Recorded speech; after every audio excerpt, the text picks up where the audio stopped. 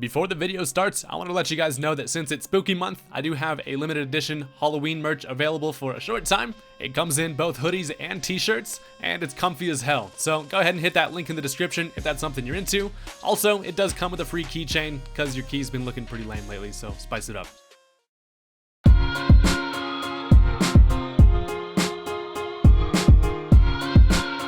What is going on, guys? Welcome back to another Pokemon Ultra Sun and Moon Wi-Fi battle. Today, I have a PU match. This one is against Richaroni.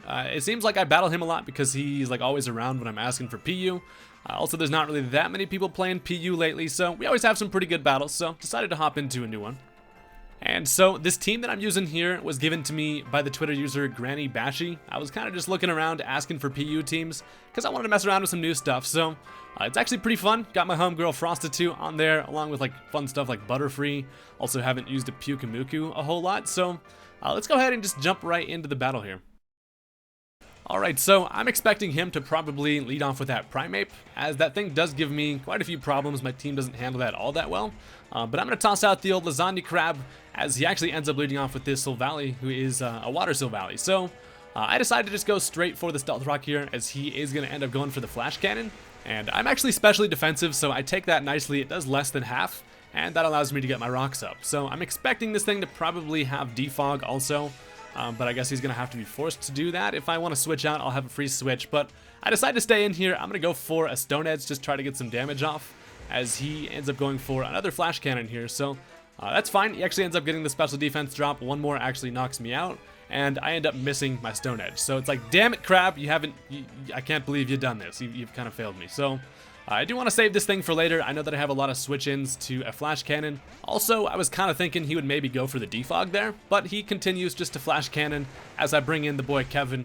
And I don't really have much to hurt this thing, but I can get a Toxic off on it, as I know this thing can't really hurt me too bad either. So he's going to go for the Parting Shot there, which I did expect. Unfortunately, he's now able to bring in something to absorb the Toxic, as he's able to go into these Haunter. So this thing comes in here with his creepy-ass hands. Obviously, is not able to get Toxicked, and that kind of sucks. So here he's going to trick me, and that's kind of annoying because he's going to take my Light Clay item, and he ends up giving me a Choice Specs.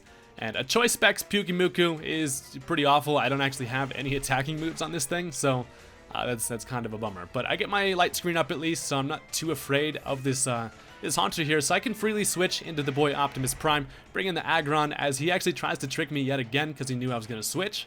But that actually shows him I do have a Z Crystal. So now he brings in the Matang, which is a decent matchup against Aggron here, as I decide to go for the Autotomize. So I go ahead and boost that speed. I'm faster than pretty much anything other than his Scarf Primeape here. And I was considering I probably should not have gone for that so early, but I do go for the Fire Punch here. I end up getting a critical hit, which is pretty big. It does over half to that thing, which is super nice, and he's able to fire off an Earthquake in return.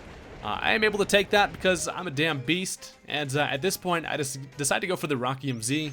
I figure it'll probably do the most damage here, and I don't know if it's going to be able to knock this thing out. I didn't run damage calcs, but I think it might be able to get close, so I go for the old Continental Crush. Pioneers used to ride these babies for miles, and I end up just smashing the shit out of this thing. So pancake his ass, and as you'll see here, I actually end up getting another critical hit, which is crazy. So that's 2 crits in a row, and I felt pretty bad about that because without the crits, I don't think that thing would have gone down. So that's quite unfortunate. Now he's able to bring in his Floof Ball, who is absolutely going to be able to punch the shit out of me, and Optimus is going to go down there. So at least he locks himself into close combat, so I do have a couple things I can go into on that. So like I said, this Primeape really does give my team some problems. I don't have a whole lot for it, other than this Butterfree actually has a Focus Sash. So it's kind of my best play here, considering he's locked into close combat as well. I can freely go for a Sleep Powder and go ahead and put something to sleep. So it turns out to be all Nessie.